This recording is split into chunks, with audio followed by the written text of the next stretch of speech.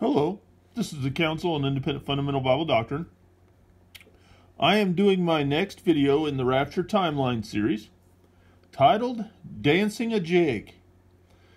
Okay, I had a point at the end of the Days of Noah video that I wanted to bring home even more because I feel it is foundational, because it deals with the actual lie that is in all the other timelines, that is in all the inaccurate timelines. And I mean, it's in all the inaccurate timelines. Okay? And this deals with it. And I believe this really brings home the reason why the timeline we've been looking at is the accurate one and all the other ones are false. Okay? Because it comes down to one question. And when you get that one thing correct, you're then left with only the accurate way of looking at it. Okay? And so I thought I would do that last point of that video in a video of its own, just to bring it home a little more. So let's go ahead and let's do that. Let's look at Dancing a Jig. Okay? Funny name. And here it is. We're looking at a very bad day, the day of the Lord. What is it characterized as? Tremble, all the inhabitants of the land tremble. All the tribes of the earth mourn.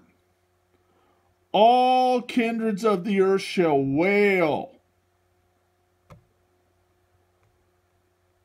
All the high shall be brought low. Destruction from the Almighty. Cruel, wrath, fierce anger. The land will be desolate. You know, kind of like having all the grass and trees burnt up. It will destroy the sinners. It is a day of the Lord's vengeance. Okay, understand, God's wrath is so tied to the day of the Lord as opposed to the tribulation that it's not even called the Lord's vengeance. Many times it's called the day of the Lord's vengeance. That's how closely the wrath of God is tied to the day of the Lord. It's called the day of the Lord's vengeance. Okay? They don't even give it to God, they give it to his day. Okay, that's how strongly the Bible teaches that the wrath of God is in the day of the Lord and not in the 70th week. All this is day of the Lord. Vengeance. It will be drunk with their blood. That means he's going to get their blood and be drunk with it. Okay? Let's do some more. Terrors round about. Terrors. Anger. Destruction. Very terrible.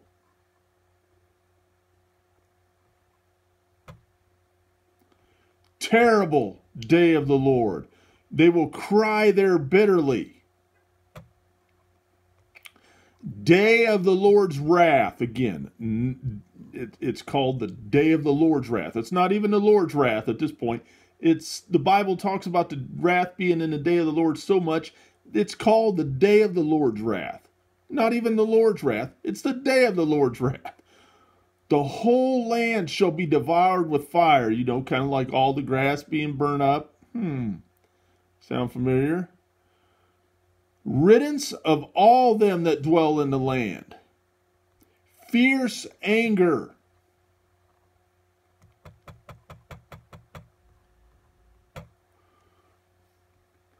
Day of the Lord's wrath. Oh, sorry. Next one. And there shall be signs in the sun and in the moon and in the stars, and upon the earth distress of nations with perplexity. The sea waves roaring, men's hearts failing them for fear, for looking after those things which are coming upon the earth. Look up, when you see these things, look up and lift up your heads, for your redemption draweth nigh. Not only does the Bible tell us flat out that the people that Jesus is talking to, he's telling them to look up when they see these things, so he's expecting them to see them. Okay? But look at this. For as a snare shall it come upon all them that dwell on the face of the whole earth. See, this is not one battle in one valley in one of the smallest nations in the world. This anger, wrath, terrors, desolation, destruction, it comes upon all them that on the whole face of the whole earth. Not just one group. And what is that wrath? What is it? Okay, let's look at it as if it was in the tribulation. Hail and fire on the whole earth. And then 1/3 of the trees are burnt, and the grass on the earth is burnt up. All the grass. 1/3 of the trees and all the grass. An asteroid the size of a mountain, burning with fire, falls into the ocean, and 1/3 of the sea creatures and 1/3 of the ships of the earth are destroyed. A great burning star falls to earth, poisoning 1/3 of all the fresh water of the earth, killing a large number of humanity of those that were still alive, because they drink the fresh water and they die. 4 angels slay 1/3 of mankind that are left. Then you have some of the vile wraths, the bull wraths. The entire sea is turned to blood, and all life in the seas die. Okay, so it went from 1/3 in the trumpets. The birth pangs are still getting worse. Okay, even after the church is gone, the birth pangs are still getting worse. Okay, they're still getting worse. It went from 1/3 to all the ocean water. Then all the earth's fresh water is turned to blood. So he took all their drinking water away. And what does he do to them right after he takes all their drinking water away? Sun burns all men on the earth, with great hail falls from heaven on the earth, and the entire earth gnaws their tongues for the pain. So he took their drinking water away right after he burned them with the sun and heat. I mean, imagine that. Okay? He's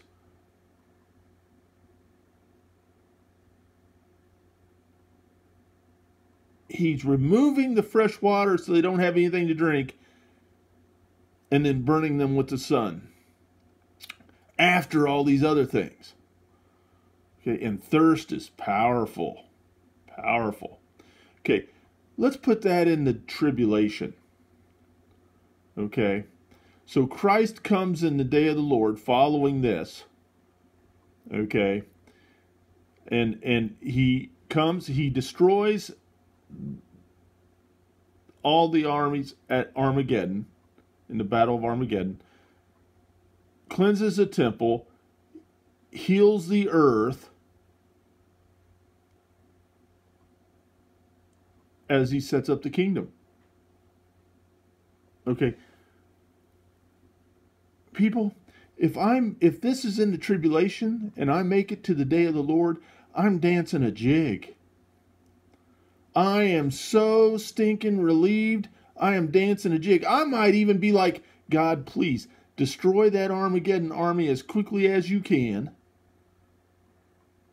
and repair the earth, because I'm thirsty. I am going to actually be able to drink the most healthiest, best, clearest, cleanest water that has existed since the Garden of Eden.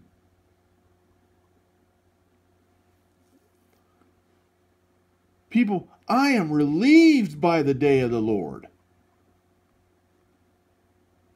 I mean, look at these things.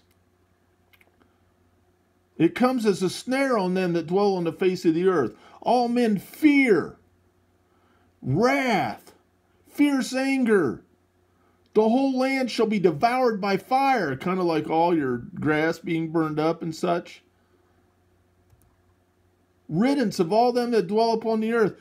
Terrible day. They cry there bitterly. Terrors round about. Destruction, very terrible. Drunk with their blood. He's killing them. Day of the Lord's vengeance. Cruel with wrath. Destroy the sinners. The land is left desolate. It's everyone that's high is brought low. All the tribes of the earth mourn. All of them wail. All of them tremble. And I'm dancing a jig. So, you see the problem?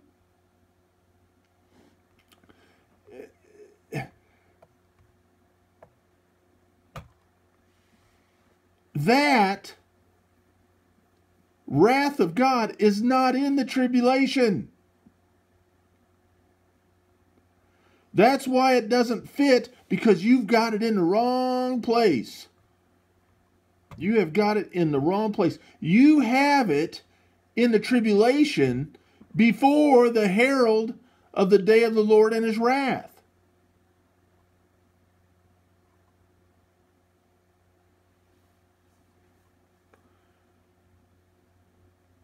See,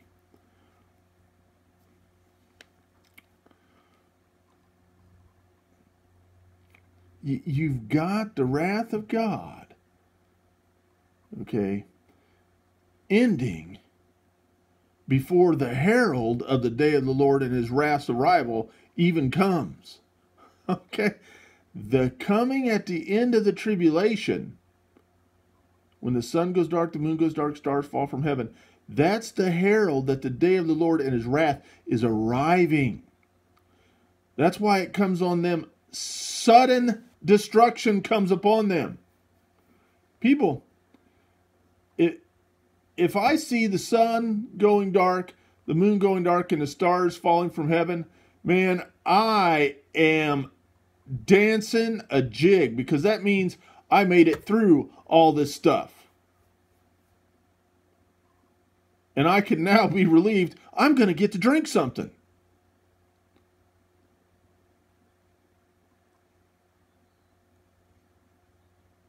See, it comes as a snare upon all them that dwell on the face of the earth, not just the one valley in one of the smallest countries in the world where the armies go. Okay? And Armageddon doesn't just... Not everybody is taken to Armageddon, or there would be no goats for the goat and sheep judgment. Not all of the unsaved go to Armageddon, just the militaries and the people who had something to do with that battle. Everybody else is back where they live.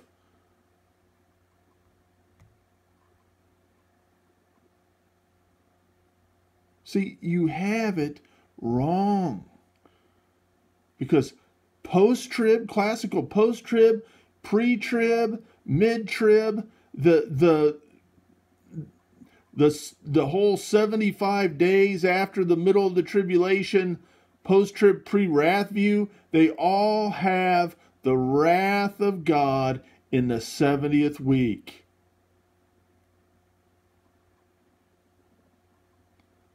And that is not accurate. That is the lie that perpetrated all the false views. Okay? People, Daniel was given 70 weeks. So the 70th week is not cut short. It's 7 years long, and then it ends. And as John says, you shall raise him up on the last day. Okay, and then talking about Lazarus. Well, I know, Lord, that he will rise again on the last day. The last day doesn't come before the last week. The last day is at the end of the last week. At the end of days. That would be at the end of the second half. That would be immediately after the tribulation of those days. At that coming. People, the wrath of God, this stuff is in the day of the Lord. None of these verses say anything about the tribulation. It's the day of the Lord's wrath. No one shall be able to deliver them in the tribulation. No one shall be able to deliver them in Daniel's 70th week. No, it's the day of the Lord's wrath where no one shall be able to deliver them. It's the day of the Lord. People, it's the day of the Lord, straightforward and stated 20 to 30 times that the wrath is in there, that God's vengeance is in there.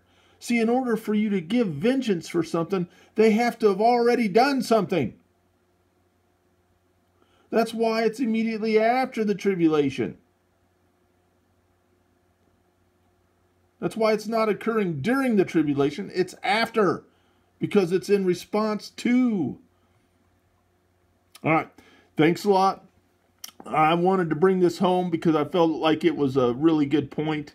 And I know, a lot of people may not watch a 45-minute video. So I wanted to do this one real quick. Thanks a lot. Bye-bye.